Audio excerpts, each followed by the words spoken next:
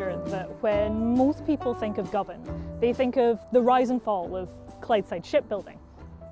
But there's another part of Govan's history and Govan's heritage that kind of gets swallowed up sometimes by some of the more recent and some of the more visible stuff. Because before the factories and the shipyards that made Govan internationally famous, this was the ecclesiastical heart of the Kingdom of Strathclyde. And the best and easiest place to start exploring some of Glasgow's early medieval history is right here, just about 5 minutes away from the subway station at Govan Old Parish Church.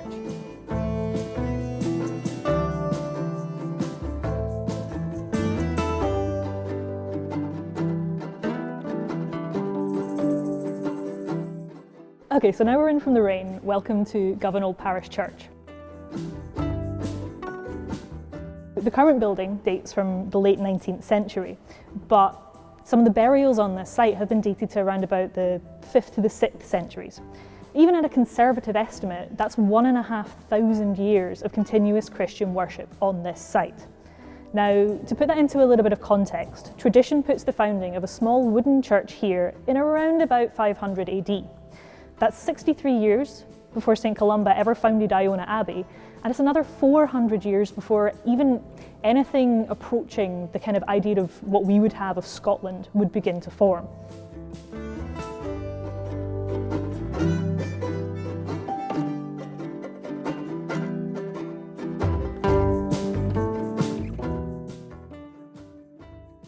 That small wooden church would, by the 9th century, grow into a major centre of ecclesiastical power.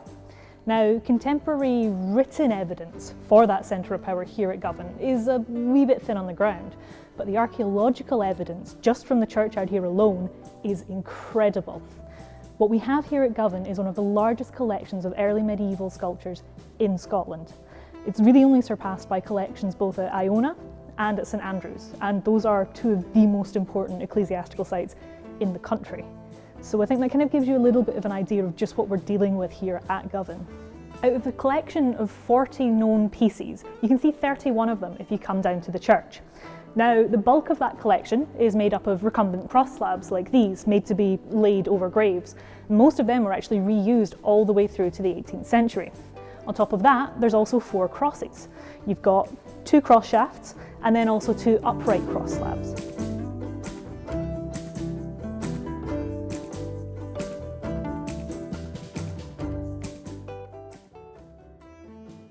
My favourite part of the collection are these hogback grave markers.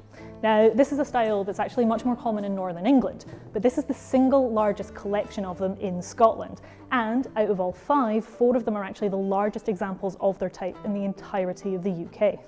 I think the reason I like them so much, though, is they're this really tangible, physical kind of reminder of the influence that Norse settlement and Norse contact actually had on Scotland.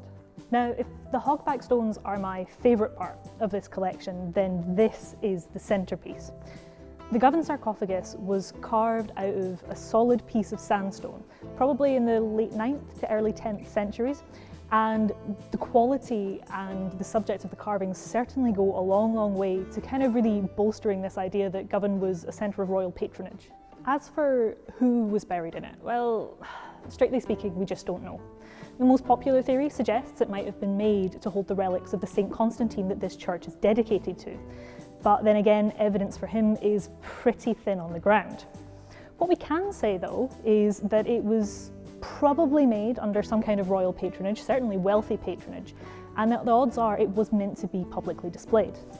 At some point it was buried outside, and it wasn't actually rediscovered again until 1855 when it was dug up by a sexton who was digging a grave. Now, most of the stones here had already been known about at that point, but it was the discovery of the sarcophagus that really kicked off interest in the Govan stones, right at the beginning of Govan's second golden age. Now, if you've done the maths, you'll realise I said that the known collection was of over 40 pieces, and we've really only touched on 31. Now, I'm afraid to say though, if you want a resolution to that, you're gonna have to come down yourselves and find out. If you do want to visit, of course, you can check out the Govan Stones on all of their social media profiles. And as always, if Scottish history, heritage and archaeology is your thing, then by all means give us a like, a follow and a subscribe.